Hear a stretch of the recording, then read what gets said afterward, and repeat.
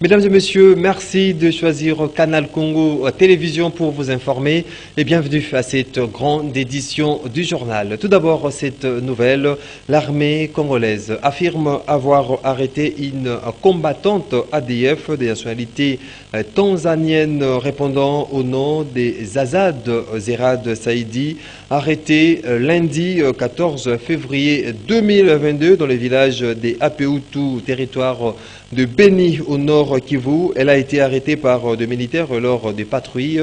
Selon sa première déclaration, après fuite lors des bombardements de FARDC ciblant les camps Salamuluki et Nzaloubé, rapporte le capitaine Anthony Mwalishaï, porte-parole des opérations Sokola 1. Et puis une nouvelle attaque de la milice Codeco dans les territoires de Djougou, dans la province de l'Ituri. 11 personnes sont mortes au village lacustre des Mouvamou et de Congo suite à cette attaque. En effet, ces hommes armés ont mis feu à plusieurs habitations de pêcheurs et emporté une importante quantité de poissons. Les rescapés de cette attaque et la population des localités proches ont pris des embarcations pour quitter la zone envahie par ces assaillants.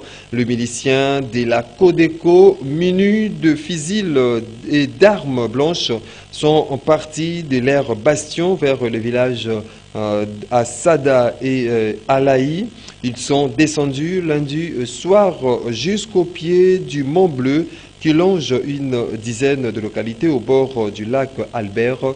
Notez que cette attaque se produit après plusieurs mois d'accalmie observée dans ces localités lacustres.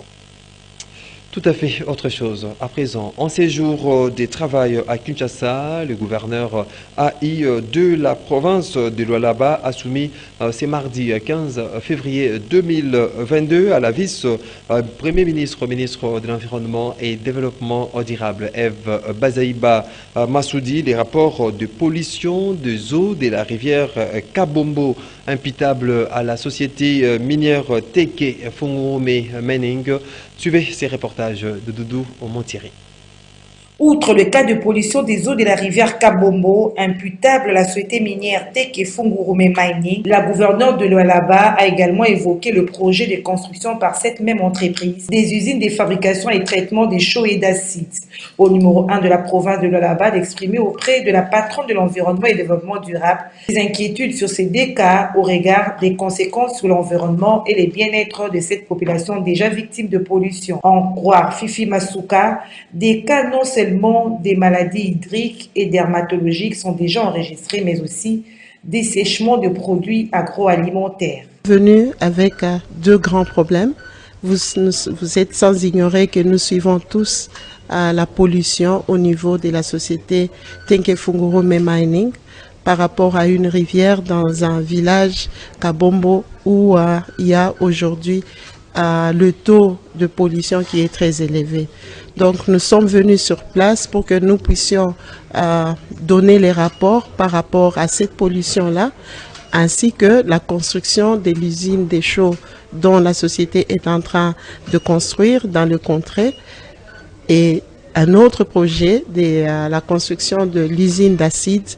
Nous avons voulu avoir les orientations de son Excellence par rapport à ces dossiers-là.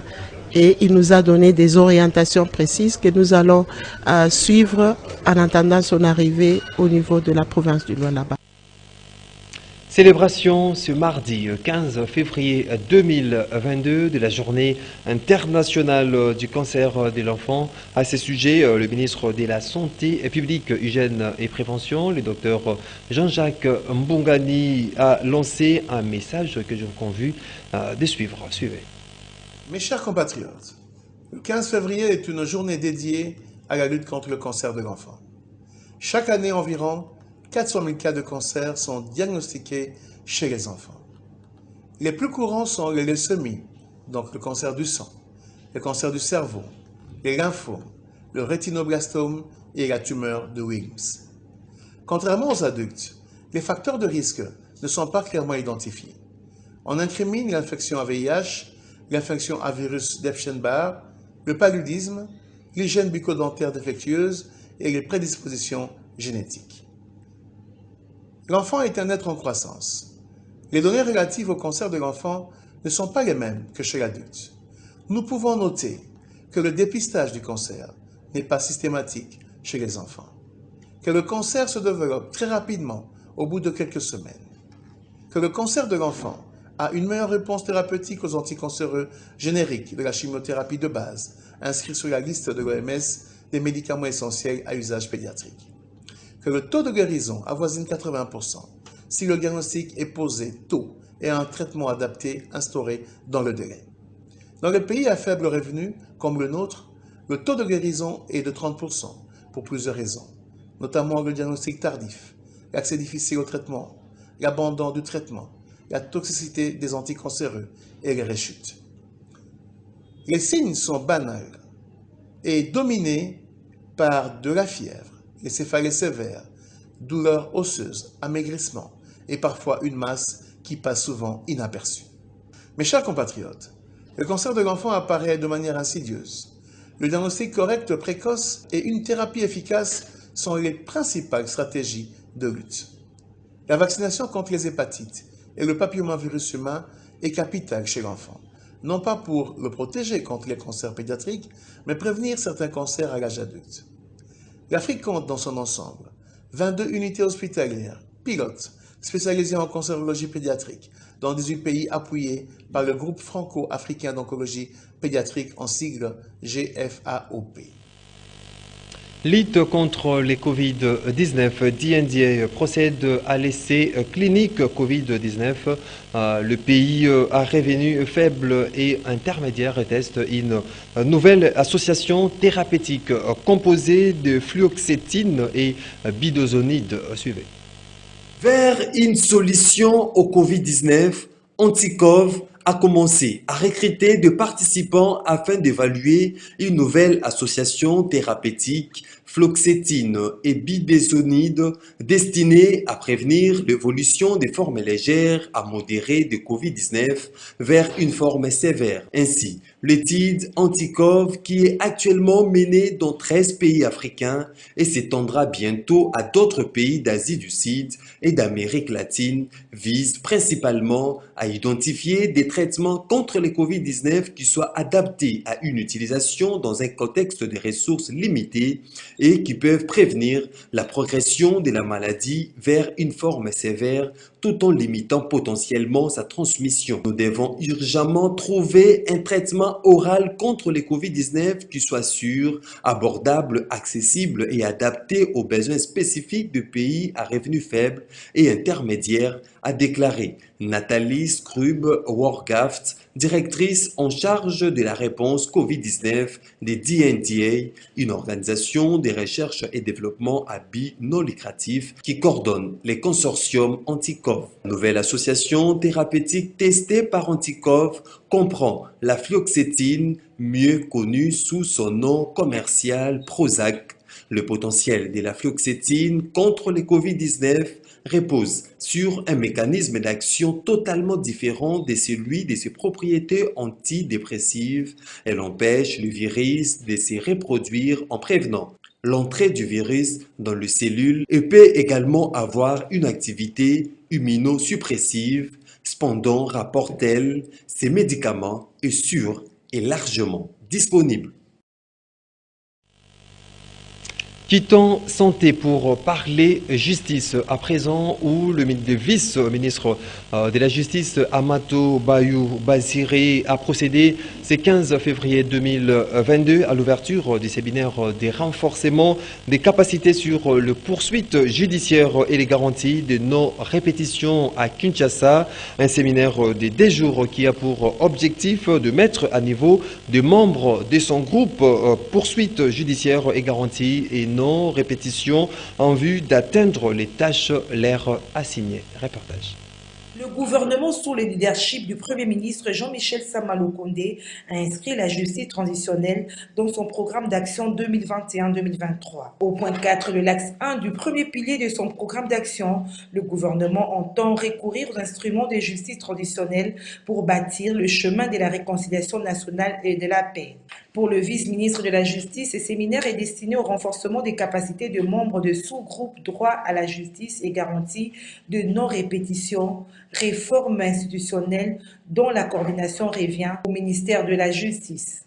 Je profite de cette occasion pour remercier le Bureau conjoint des Nations Unies aux droits de l'homme pour son soutien technique et financier, ainsi que les éminents experts qui ont bien voulu mettre leurs connaissances au profit de cette cause. Le directeur du Bureau conjoint des Nations Unies aux droits de l'homme a précisé que le droit à la justice et les garanties de non-répétition constituent deux piliers essentiels de la justice transitionnelle. Le chef de l'État l'a d'ailleurs à plusieurs reprises souligné et a traduit son engagement dans les faits en mettant sur pied des mécanismes de coordination en vue de mettre en œuvre le programme de justice transitionnelle en République démocratique du Congo. La commission de crimes graves qui choque la conscience collective de l'humanité appelle à une mobilisation tout aussi importante pour répondre aux préoccupations des victimes et des communautés. Les deux piliers que j'ai énoncés abordent ces crimes d'une manière directe et spécifique et mettent en lumière l'obligation de l'État de mener rapidement des enquêtes judiciaires approfondies, indépendantes et impartiales pour établir les faits graves susceptibles de constituer des violations graves des droits de l'homme, du droit international et humanitaire. Pour les Nations Unies, bâtir une société démocratique implique entre autres de renforcer l'état des droits. Ceci passe nécessairement par des institutions fortes et capables de répondre aux défis qu'impose la lutte contre l'impunité et la protection des droits de l'homme. Et puis, sachez en plus bref que le chef de l'État, Félix Antoine Tshisekedi Tshilombo, a signé ce mardi 15 février 2022 des ordonnances. La première ordonnance portant nomination d'un secrétaire général à la présidence de la République, Luboya Tshima Jean-Jacques, et le nouveau secrétaire général de la présidence de la République. La deuxième ordonnance concerne la nomination des ambassadeurs. Fidel Moulaja est nommé ambassadeur de la RDC en Afrique du Sud. John Nyakiru est nommé ambassadeur de la RDC au Kenya, ainsi que Ivan Vangu nommé ambassadeur de la République démocratique du Congo en Russie. Tout en apportant leur soutien spirituel et moral au chef de l'État Félix Antoine Tshisekedi Tshilombo, les chefs religieux Bangunza du Congo ont, dans leur déclaration rendue publique le week-end dernier, condamné les complots montés dernièrement contre Maître Patilendo, candidat à gouverneur dans la province du Congo central. J.R. Mokolo. Dans une prise de position rendue publique le week-end dernier, élue par les représentants légaux, Monseigneur évêque Jean-Théophile Oumba Dimbadou, les églises chrétiennes Banguza se sont élevées contre la tentative de déstabilisation des institutions de la République.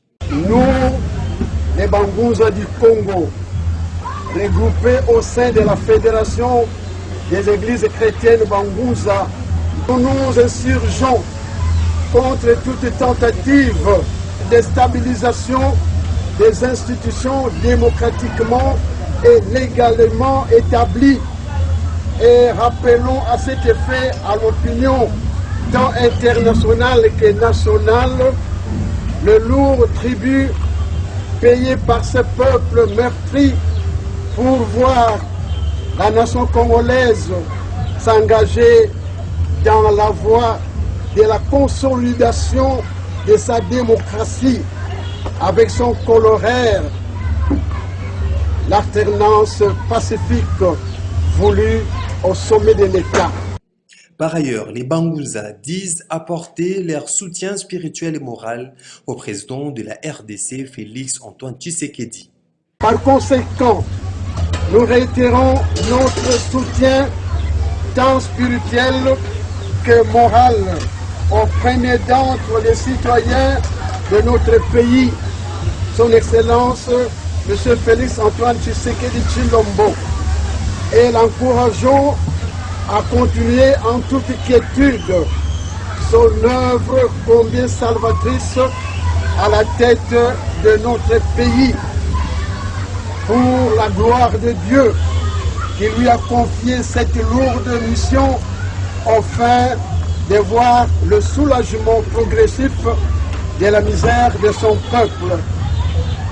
Dieu vivant au ciel, sur la terre et dans les eaux, tenez, Monsieur le Président de la République, chef de l'État, qu'aucune force maléfique ou un quelconque complot n'aura de l'autorité sur votre différente personne, sur votre famille, encore moins dans l'exercice de vos fonctions combien délicates. Voilà pourquoi nous vous assurons de nos ferventes prières et de l'assistance de l'Esprit de nos puissants goûts anciens et nouveaux. Enfin, dans la même déclaration, ces chefs religieux annoncent leur soutien. Maître Pati Joseph Lendo, candidat à gouverneur pour la province du Congo central. Les Bangouza saisissent cette occasion pour solliciter justice contre les auteurs de la sale cabale mal montée contre un de nos dignes fils, Maître Pati Lendo Fuma, candidat gouverneur de Lumière pour la province du Congo central. Et puis cette réaction de la population okinoise après la décision du gouvernement d'élever le couvre-feu sur toute l'étendue du territoire national, à l'exception des provinces sous état de siège. En tout cas, les Kinois approchés par Dedi Mujinga ont exprimé leur satisfaction. Regardez. C'est une bonne nouvelle pour la population quinoise. Le couvre-feu a été levé sur toute l'étendue du territoire national, à l'exception des provinces sous état de siège. Mais ce que le couvre-feu que c'est payé. Quand on a couvre-feu et puis c'est un potam sur bouton makasi, moi zong ezate et permettre au lali kuna ici aux alaka kuna et si au kendeki. Payé makasi. Pour couvre-feu vraiment et puis ça est biso passe. Au moins, moi, je suis malade na butu, ba minuit pour kene na hôpital ozo banga. Toza kutuna mama biso moko utako kufawa. Azaki na hôpital asko ba transférer bango na Saint-Joseph. Pour ba kiotia e bonbon. Donc ba famille nyonso tout ba koka kité. Ba banga ki ko bima pona couvre-feu. Mama yo couvre-feu ça tout. Dans le sentiment makasi parce que couvre-feu est comme il la tracassera au saranaté.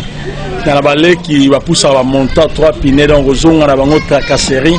La police comme il la tracassera au saranaté.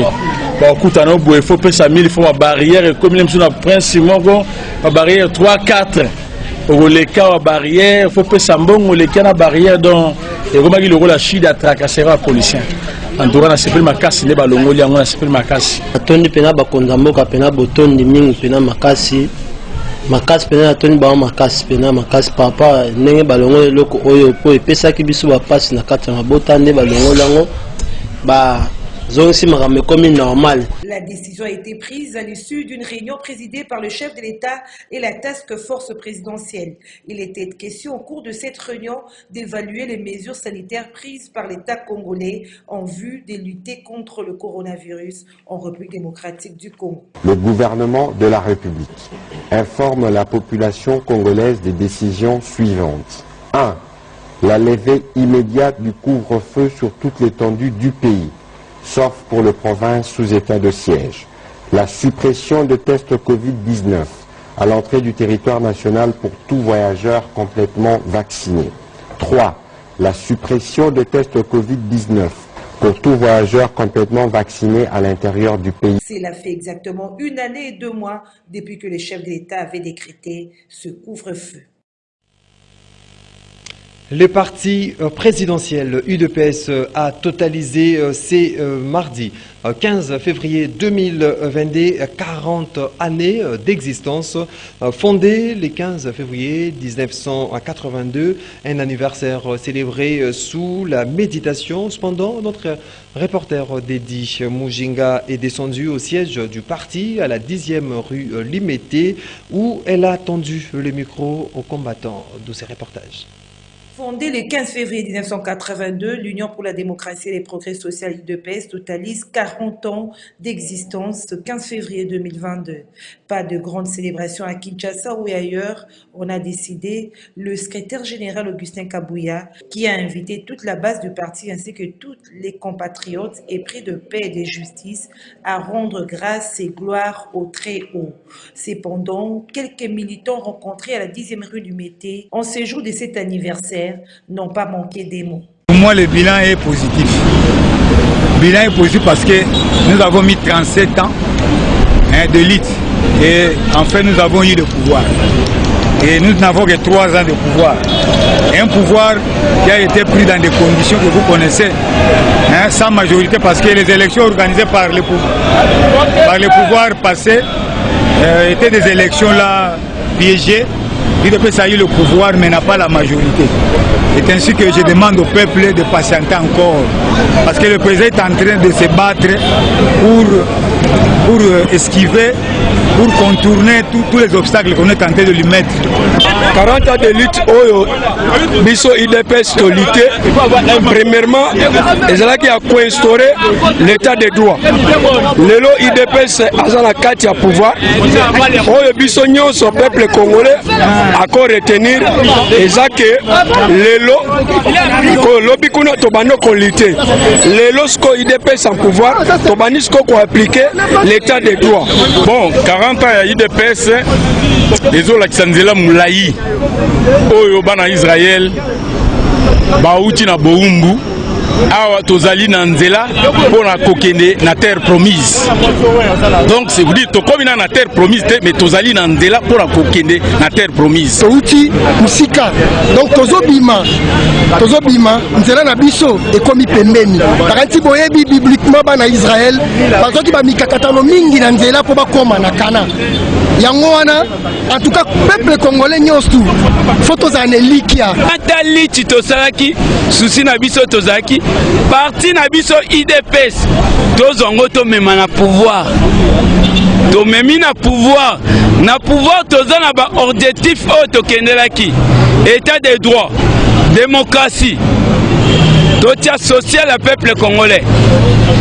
Peine étendue à RDC nyonso. Vous venez là de suivre les combattants de l'UDPS. Approché à l'occasion, Corneille Mulumba, l'un des pionniers de l'UDPS, parle lui d'un gâchis, car, dit-il, Félix Tshisekedi à la tête du pays n'a pas su imprimer la politique de l'UDPS qui se repose au slogan « Les peuples d'abord ». Suivez. Pour Corneille Mulumba, l'un des pionniers de l'UDPS, la célébration ce mardi du 40e anniversaire de l'UDPS est un gâchis par une gestion opaque du pays de Félix Tshisekedi qui, dit-il, devrait gouverner la RDC selon l'idéologie politique de l'UDPS, le peuple est d'abord. Je voudrais insister sur le fait que, oui, un enfant de l'UDPS est président de la République, mais l'UDPS n'est pas au pouvoir. Pourquoi j'ai dit ça? Parce que l'UDPS, c'est une vision, ce sont des valeurs, c'est tout un combat politique. Donc, la population s'attend à ce que l'UDPS a réfléchi, conçu, puisse être d'application. Et ce n'est pas ce qui se passe. Donc, c'est du gâchis parce qu'on a raté une occasion importante. La population met tout ce qui se passe sur le dos de l'UDPS, alors que l'UDPS n'a rien à voir. Nous n'assumons rien de ce qui est en train de se passer. Non, ce n'est pas l'UDPS qui est au pouvoir. M. Tshisekedi et Félix est président de la République. Il a fait appel à ses amis. Regardez la présidence, regardez le gouvernement, vous allez voir. Les gens qui ont combattu pour l'UDPS, ceux qui ont les valeurs, vous ne les voyez nulle part, n'est-ce pas? Vous ne les voyez nulle part. Ça veut dire que ils ne sont pas concernés par ce qui est en train de se passer. M. Félix est venu président, il aurait pu faire battre le rappel des troupes pour que l'UDPS donne ses meilleurs cadres, n'est-ce pas? Ses meilleurs éléments pour que ce que nous avons comme expérience, comme conviction, comme background, comme on dit, puisse être mis à contribution, en application, pour servir les intérêts de la population. Parce que notre combat, c'est avant tout, c'est pas pour s'enrichir. Si c'était pour s'enrichir, l'UDPS ne serait pas là aujourd'hui. Si l'UDPS existe aujourd'hui, c'est parce que nous avons enduré beaucoup de sacrifices. Nous sommes privés, nous avons résisté à la torture, nous avons résisté à l'achat de conscience. C'est pour ça que l'UDPS est là. Qu'on le veuille ou non, la population, qu'est-ce qu'elle pense? L'UDPS est au pouvoir. L'UDPS est au pouvoir. Même si nous disons non, il y a peu qui nous croient, n'est-ce pas? Alors, moi, je pense que le chef de l'État lui-même, il est très mal embarqué. Très, très mal embarqué. Les élections, c'est l'année prochaine. Nous avons encore une dizaine de mois avant la fin de l'année. Je pense qu'il est urgent, impératif, urgent, de convoquer, qu'il fasse un peu le rappel des troupes, de réfléchir ensemble, de telle façon que d'ici la fin de l'année, qu'il y ait au moins ne fait que 3 ou 4 actes posés, qui peuvent restaurer la confiance de la population. Restons à l'UDPS pour parler de l'échange des vœux à l'interfédéral UDPS Grand Équateur. Un moment pour les cadres et combattants de cette formation politique de réfléchir sur les dominantes de la situation qui est vue la population de la province de l'Équateur et du Kabia.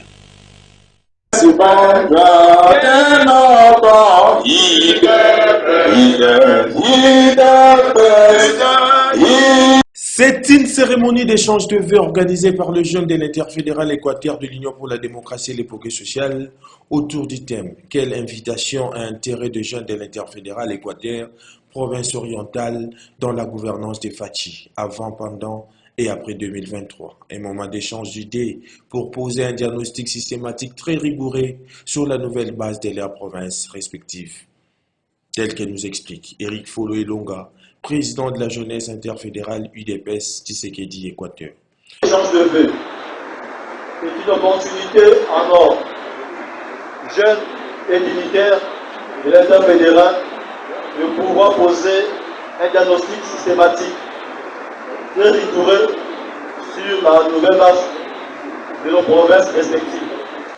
De rappeler à chacun de nous ici présents que nous célébrons ces présents échanges de vœux autour du thème.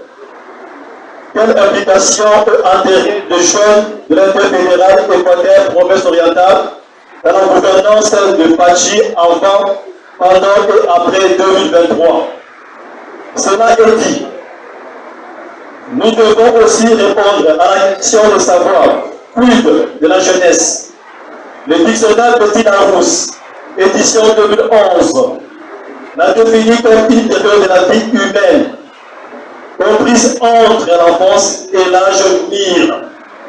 Oui, simplement un mouvement de personnes ayant encore la vigueur et le charme.